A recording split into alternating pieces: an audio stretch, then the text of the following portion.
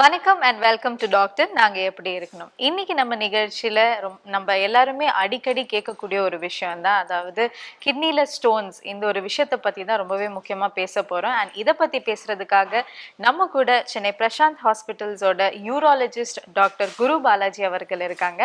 நம்ம எல்லா சந்தேகங்களையும் அவர்கிட்டே கேட்டு தெரிஞ்சுப்போம். வாங்க. வணக்கம் டாக்டர். வணக்கம். ஸோ டாக்டர், நேற்று எபிசோட் மாதிரியே இன்னைக்கு எபிசோடுமே ரொம்பவே எல்லாருக்கும் தெரிஞ்ச ஒரு விஷயம் அண்ட் அடிக்கடி எல்லாரும் பேசக்கூடிய ஒரு விஷயம், அதாவது கிட்னி ஸ்டோன்ஸ். ஸோ இந்த ஸ்டோன்ஸ்னா என்ன, ஆக்சுவலி அந்த ஸ்டோன்ஸ் எப்படி ஃபார்ம் ஆகுது, அது நிஜமாக நம்ம ஜென்ரலாக பார்க்குற மாதிரியான ஒரு ஸ்டோன் மாதிரி தான் இருக்குமா, அந்த மாதிரி நிறைய டவுட்ஸ் நிறைய பேருக்கு இருக்கும். ஸோ அதெல்லாம் கொஞ்சம் சொல்லுங்கள். ஓகே, இப்போ நீங்கள் சொன்ன மாதிரி நம்ம ஊரில் கிட்னி ஸ்டோன்ஸுங்கிறது கொஞ்சம் காமனான ஒரு விஷயந்தான். இப்போ ஏன் கிட்னி ஸ்டோன்ஸ் ஃபார்ம் ஆகுது அப்படிங்கிறதுக்கு பதில் கேட்டிங்கன்னா ஒரு சின்ன கிச்சனில் எல்லாரும் அப்சர்வ் பண்ணக்கூடிய ஒரு விஷயம். சப்போஸ் ஒரு டம்ளரில் தண்ணி போட்டு அதில் உப்பு ஆட் பண்ணிக்கிட்டே இருங்க.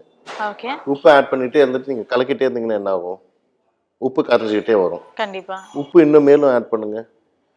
ஆட் பண்ணிகிட்டே இருந்தீங்கன்னா ஒரு பாயிண்ட்டுக்கு மேலே என்ன ஆகும்னா உப்பு கரையாது. சரிங்களா? ஸோ இந்த உப்பை கரைக்கணும்னா என்ன பண்ணுவீங்க? இன்னும் தண்ணி ஊற்றணும். ஸோ பேசிக்காக there is an imbalance between the water content and the salt. Okay. சரிங்களா? அதே தான் பாடியில் happens in various forms. It could be either because of excess salt or decreased water. கூட உடம்புல you have what are called as stone inhibitors. அதாவது இந்த stone formation இது pure chemical and physical reaction மாதிரி நான் சொல்லிட்டேன் நான். பட் உடம்புல it is a little bit more complex.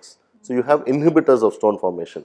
So அதோட ரோலும் is very important. So inhibitors of stone ஃபார்மேஷனோட கான்சன்ட்ரேஷன் கம்மியாச்சு, இல்லை உடம்புல சால்ட் லெவல் கூடுது, இல்லை நீங்கள் வாட்டர் லெவல் இந்த யூரின் கம்மியாகுது அப்படின்னா that is a good recipe for stone formation. So அந்த ஸ்டோன்ஸ் எப்படி டாக்டர்? இது எல்லாமே அந்த சால்ட் அக்யூமுலேஷன்னால ஒரு சின்ன மாலிக்யூல் மாதிரி, அதாவது ஒரு சாலிட் மாதிரி ஃபார்ம் ஆயிடுது. இனிஷியலாக சாலிடாக ஆகாது.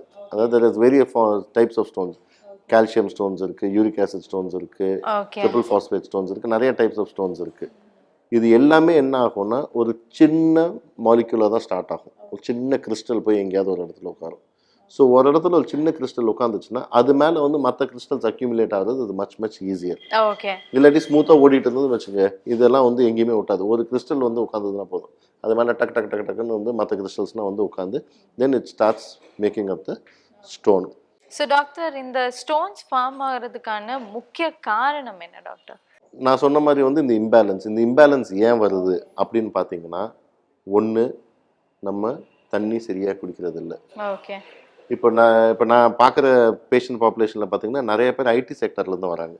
ஐடி செக்டர்லேருந்து வரவங்கள நான் கேட்பேன், நான் ஏங்க தண்ணி குடிக்க மாட்டேங்கிறீங்க? இல்லை சார், நாங்கள் சிஸ்டம் முன்னாடி உட்காந்துட்டோம்னா நாங்கள் எங்கேயே மறந்துடுவோம். ஸோ அதனால் we don't really drink water. இல்லை நாங்கள் அடிக்கடி டேபிள்லேருந்து எந்திரிச்சு நாங்கள் டாய்லெட் போயிட்டு வந்தோம்னா ஒரு மாதிரி வெக்கமாக இருக்குது. இந்த மாதிரி பல காரணங்கள்னால நிறைய பேர் சரியாக தண்ணி குடிக்கிறது இல்லை. ஒன்று. ரெண்டாவது நம்ம ஊரோட தட்ப வெப்பநிலை. So it is always hotter and hottest தான். சரிங்களா? இப்போ என்னமோ கொஞ்சம் நல்லா மழை பெஞ்சிட்டு இருக்கே தவிர மற்ற சமயத்தில் it is very hot. So அந்த ஹீட்டுக்கு தகுந்த மாதிரி அவை ரீப்ளேசிங் இனஃப் ஃப்ளூட் அப்படின்னு பார்த்தீங்கன்னா கிடையாது.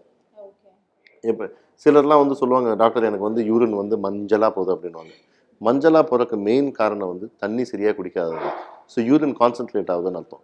ஸோ எப்பவுமே ஒருத்தர் அடிக்குவேட்டாக தண்ணி குடிச்சு ஒரு நாளைக்கு 2 to 2.5 லிட்டர்ஸ் யூரின் போகிற அளவுக்கு தண்ணி குடிச்சாருன்னா இந்த மாதிரி ப்ராப்ளம் முக்கால்வாசி அவாய்ட் பண்ணிக்கலாம்.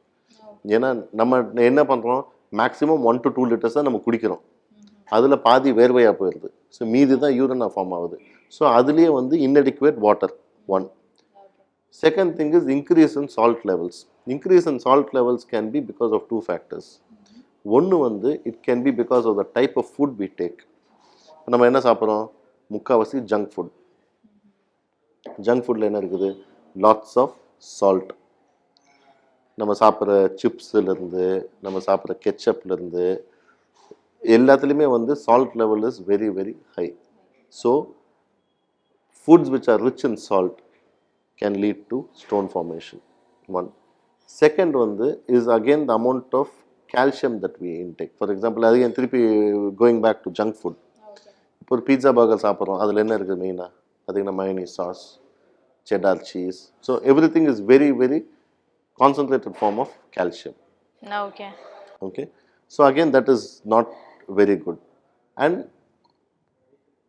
amount of non-vegetarian food we take, that again has an impact. Bad balance in food. So that is one of the main reasons why abnormal salt levels take place in the body. இது தவிர வந்து சிலர்லாம் வந்து இல்லை doctor நான் வந்து ஒழுங்காக தான் இருக்கேன், நான் வந்து கரெக்டாக நான் வெஜிடேரியன், நான் வந்து கரெக்டாக அவ்வளோ தண்ணி குடிக்கிறேன், ஆனாலும் எனக்கு கல் வருதுன்னு சிலர் இருப்பாங்க. அவங்களுக்கு வந்து it could be a basic metabolic problem with in the body. So பாடிலேயே வந்து சில வகையான சால்ட் லெவல்ஸ் வந்து ஜாஸ்தி இருக்கும். ஸோ அந்த ஜாஸ்தி இருந்ததுன்னா கூட வந்து they can lead to stone formation. சிலருக்கு பார்த்தீங்கன்னா பாடியில் சால்ட் லெவல் எல்லாம் நல்லாயிருக்கும், ஃபுட்டு கரெக்டாக எடுப்பாங்க, தண்ணி நிறைய குடிப்பாங்க, ஆனாலும் ஸ்டோன் வரும். அது என்ன ஆகுது அப்படின்னு பார்த்தீங்கன்னா, the salt levels வந்து will be excreted in high concentration in the urine. So that is a problem within the kidney. Okay. So அந்த மாதிரி பேஷண்ட்ஸ்க்கு வந்து you'll have to identify that and then we'll have to take remedial measures.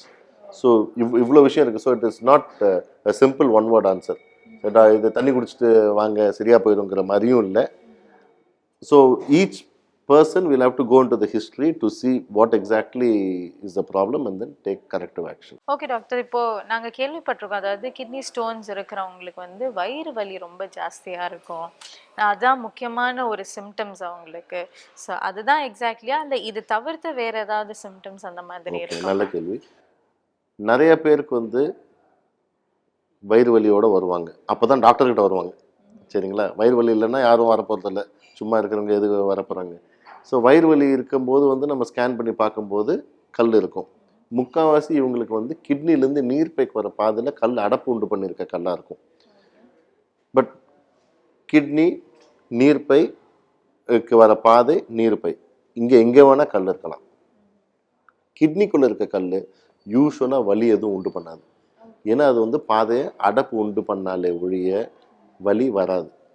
So கிட்னியில் இருக்கக்கூடிய கல் எப்போ கண்டுபிடிப்போம் அப்படின்னு பார்த்தீங்கன்னா, வேறு எதுக்காவது ஸ்கேன் பண்ணும்போதோ, ஓகே, இல்லாட்டி வந்து இந்த கிட்னி கல்லுனால வந்து இன்ஃபெக்ஷன் வைக்குது, இன்ஃபெக்ஷன் வைக்கும்போது கொஞ்சம் வலி வரும். இல்லை சிலருக்கு வந்து நீர் போகும்போது நேற்று நான் சொன்ன மாதிரி வந்து ரத்தம் வரலாம். சரிங்களா? ஸோ இதை இன்வெஸ்டிகேட் பண்ணும்போது தான் தெரியும், ஓ கிட்னியில் இப்படி ஒரு கல் உட்காந்துருக்கு அப்படின்ட்டு. சிலருக்கு வந்து வெரி ரேர்லி கிட்னியில் இருக்கக்கூடிய கல் கூட வலி உண்டு பண்ணலாம். பட் வலி ஜாஸ்தி எப்போ வரும் அப்படின்னு பார்த்தீங்கன்னா, கிட்னிலேருந்து நீர்ப்பைக்கு வர பாதை, அந்த ஃபனல் சொன்னேன் இல்லைங்களா, அந்த ஃபனல் வாய்க்குள்ளே வந்து கல் அடைச்சிருச்சு, இல்லை அந்த பாதையில் அடைப்பட்டு இருந்துச்சுன்னா வலி தாங்க முடியாத வலி. அதாவது வந்து இந்த வலி வந்து பெண்களோட பிரசவ வலிக்கு கம்பேர் பண்ணலாம், அந்த அளவுக்கான வலி. ஓகே, வாந்தி வரலாம். சரிங்களா? அதாவது வந்து இந்த வலி எப்படின்னா துடிப்பாங்க, அப்படியே ஒரு இடத்துல நிற்க முடியாது அவங்களால, பெட்டில் படுத்து உருள்வாங்க, அந்த அளவுக்கு ரொம்ப சிவியர் பெயின். இது தவிர வந்து சிலருக்கு வந்து நீர் போகிறதுல கூட பிரச்சனை வரலாம். அதாவது வந்து கிட்னிலேருந்து நீர்ப்பைக்கு வர பாதையில் கீழே இறங்கி வந்து நீர்ப்பை பக்கத்தில் இருக்குன்னு வச்சுக்கோங்க, நீர்ப்பை இரிட்டேட் பண்ணும். நீர்ப்பை இரிட்டேட் பண்ணும்போது என்ன ஆகும்னா, பேஷண்ட்டுக்கு வந்து அடிக்கடி யூரின் போகிற ஃபீலிங் வரும். போனாங்கன்னா வந்து கொஞ்சோண்டு போவாங்க, போயிட்டு வந்து உட்காருவாங்க, ஒரு 10-15 மினிட்ஸ் கழிச்சு திருப்பி யூரின் வரணுங்கிற மாதிரி இருக்கும். நிறைய டைம் என்ன நினைப்பாங்க, இது இன்ஃபெக்ஷனால் இருக்குது போல இருக்குது அப்படின்னு நினைப்பாங்க. பட் இன்ஃபெக்ஷன் அதே மாதிரி சிம்டம்ஸ் உண்டு பண்ணலாம், நான் இல்லைன்னு சொல்லலை. பட் கல்லுனாலேயும் இந்த பிரச்சனைகள் வரலாம். ஓகே.